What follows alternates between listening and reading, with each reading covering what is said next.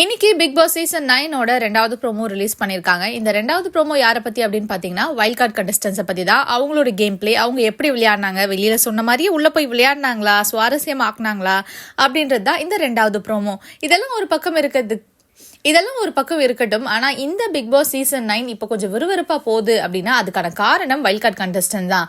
அவங்க உள்ள நல்லது பண்றாங்களோ கெட்டது பண்றாங்களோ, பட் அவங்க உள்ள நல்லது பண்றாங்களோ இல்ல கெட்டது பண்றாங்களோ, ஆனா இந்த ஷோ சுவாரஸ்யமா இப்ப கொஞ்சம் போகுதுன்னா அதுக்கு வைல்ட் கார்டு தான் காரணம்.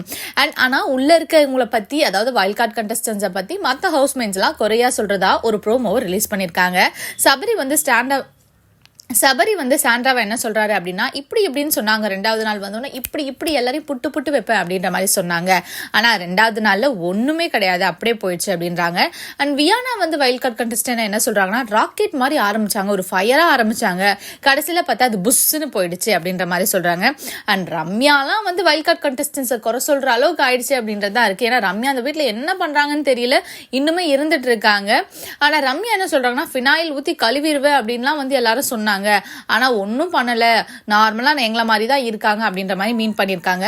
அண்ட் வினோத் அவர்கள் ரொம்ப அழகா இன்ட்ரெஸ்டிங்காவே சொன்னாரு, உள்ள வந்தோன்னா நான் எல்லாருக்குமே 1 2 3ன்னு சொல்லி கொடுப்பேன், ஆனா உள்ள வந்ததுக்கு அப்புறமா 2க்கு அப்புறம் என்ன, 3க்கு அப்புறமா என்ன, 5க்கு அப்புறமா 6 அப்படின்ற மாதிரி எங்ககிட்டயே கேக்குறாங்க. சோ இவங்க வந்து சொன்ன மாதிரி ஒண்ணுமே பண்ணல, அந்த முதல் நாள் மட்டும்தான் அந்த ஃபயரா இருந்ததுன்னு சொல்லிட்டு உள்ள இருக்க ஹவுஸ்மேட்ஸுமே ஃபீல் பண்ணிருக்காங்க. அண்ட் அது மட்டும் இல்லாம இந்த வாரம் சொன்ன மாதிரி எதுவுமே பண்ணல அப்படின்ற ஒரு விஷயத்த வினோத் அவர்களும் சொல்லியிருக்காங்க. இந்த வீடியோ உங்களுக்கு பிடிச்சிருந்தா லைக் பண்ணுங்க, கமெண்ட் பண்ணுங்க, ஷேர் பண்ணுங்க, மறக்காம சேனலுக்கு சப்ஸ்கிரைபும் பண்ணிடுங்க.